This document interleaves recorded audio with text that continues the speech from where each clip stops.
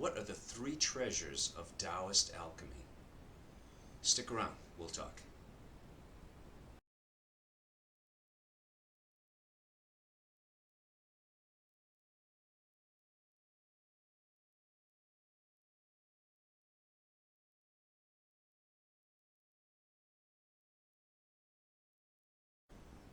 Welcome, everybody.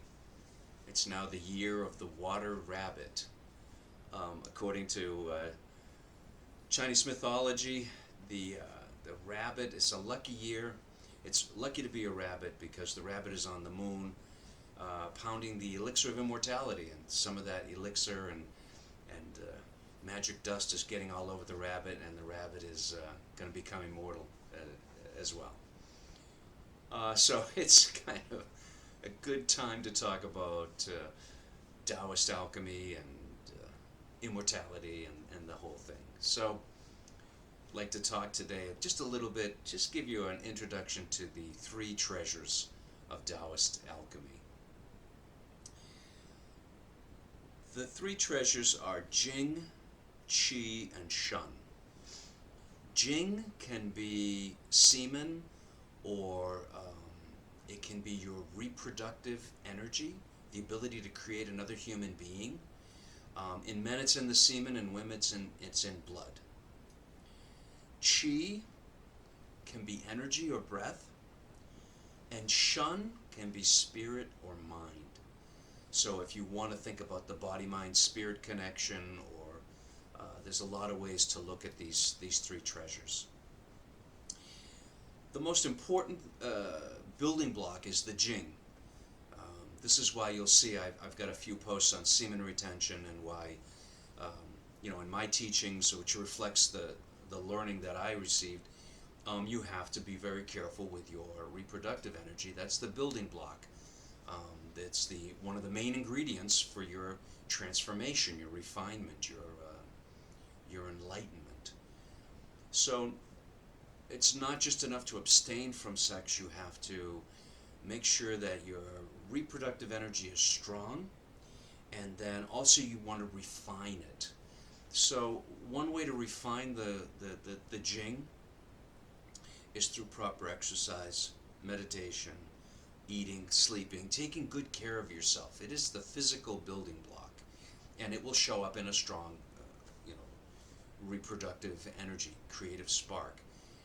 I mean, if we just look at humans and humanity, and we just boil down, why are we here? We boil it down to basic biology. We're here to reproduce. Now, there are plenty of people that don't reproduce. The idea is that you want to be able to reproduce. You want to have this creative energy. You want to have the ability to reproduce yourself, and to keep the species going on and perpetuate the energy. Well, the Taoists figured that you take that energy, instead of letting it go down and out to make a baby, you bring it in and up, and you make a spiritual baby. You make a new you. So the idea is that through proper exercise, meditation, and breathing techniques, you refine the Jing into Qi. Now, Qi that's a crazy concept, because it can be used for many things. Some people think of Qi as the energy running in your meridians, your nervous system. Other people think of the Qi as your breathing and the oxygen, and there's a lot of ways to look at Qi. One idea is that when the Jing is full and strong, you want to use a combination of breath technique and visualization and guiding energy to refine the Jing from a more physical substance to a more spiritual substance, into a more energetic substance.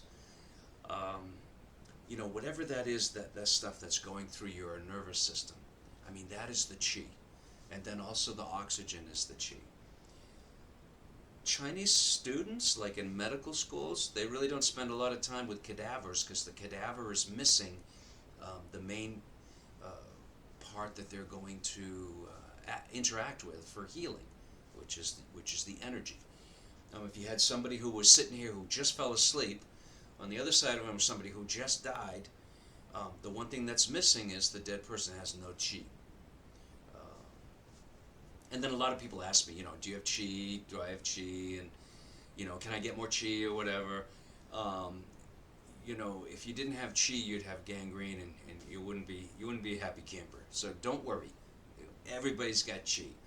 Now the magic stuff in the kung fu movies, I don't know about that, but you all have chi.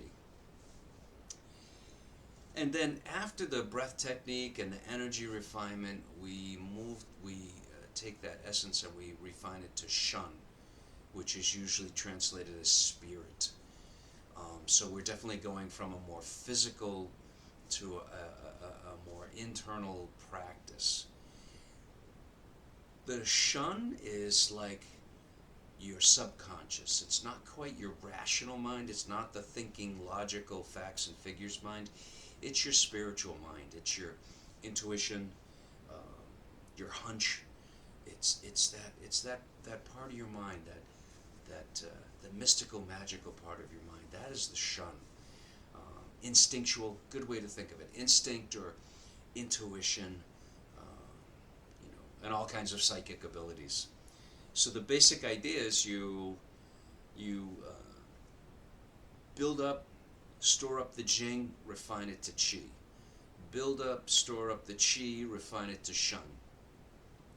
And then from the shun, you build it up, you store it, you refine it to shu.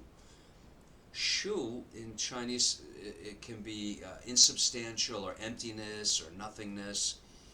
It's really not making your spirit refined to nothing. It's making your spirit refined to everything.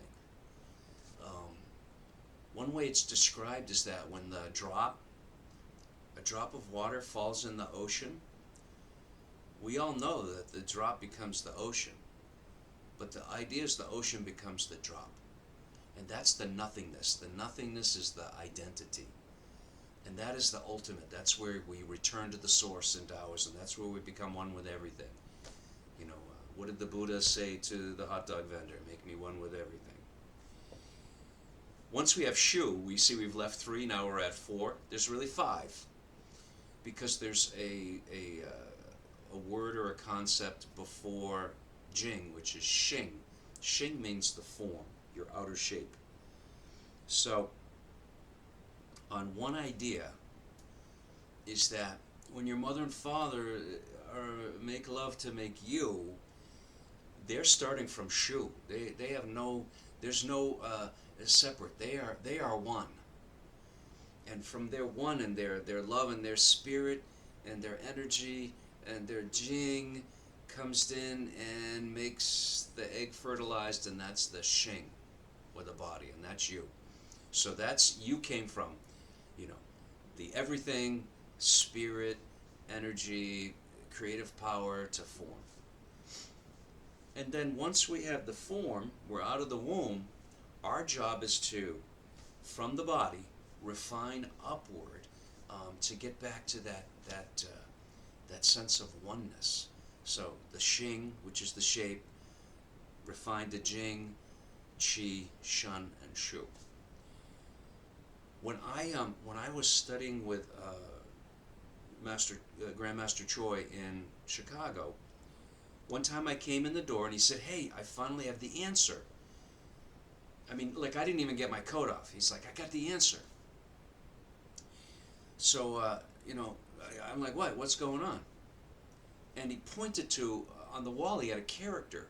Like, his wall was full of, like, trophies and, certificates and stuff. And there was a character. I honestly, never noticed a character there. He goes, "I finally have the definition in English for what this Chinese character means." And then he went to tell the story, like he would ask all these people, Chinese people, "Well, how do you translate that character?" And they would say, "It means this in English," and he would, God, he's not catching it.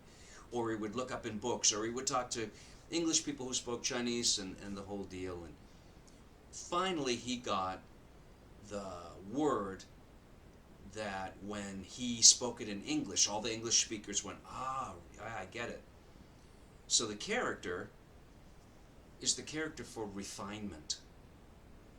And he said, That's the essence of everything. It's the essence of your health. It's the essence of martial arts, essence of your spiritual pursuit, and as we're talking now, the Taoist meditation, the Taoist alchemy.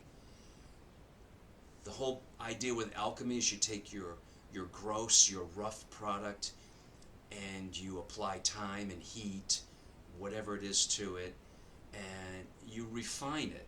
Re means do again, and fine means delicate. It's like you make it a fine material again. And so he really used that word, which is the word we use in alchemy. So you want to take your various chemicals, your various ingredients, and you want to refine it. It's just like cooking. Just like they'll say cook down or do that. I mean, cooking is alchemy. You apply heat and time, spices and stuff to the food to make it more easily digestible. Um, a lot of times, especially in Tai Chi, people ask me, why we do these weapons? Why do we need that for health or anything? And on one level, the three weapons, um, they are good for different parts of your upper body training. But what a lot of people don't know is the three main Tai Chi weapons are to refine the three treasures.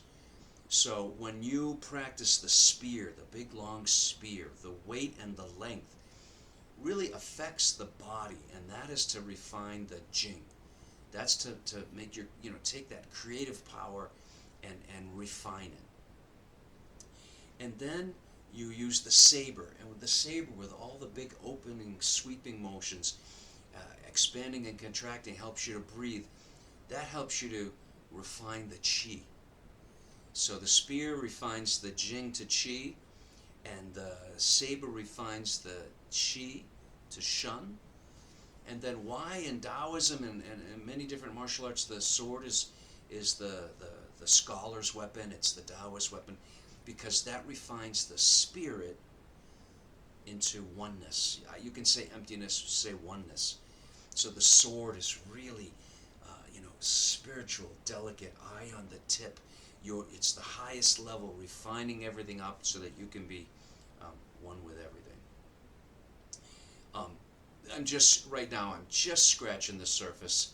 I'll leave a couple of books in the description if you want to dive deeper into this. But for now, it's the year of the rabbit. The rabbit's pounding the elixir of immortality, and we all get a chance at that. And I wish you all a long, immortal life.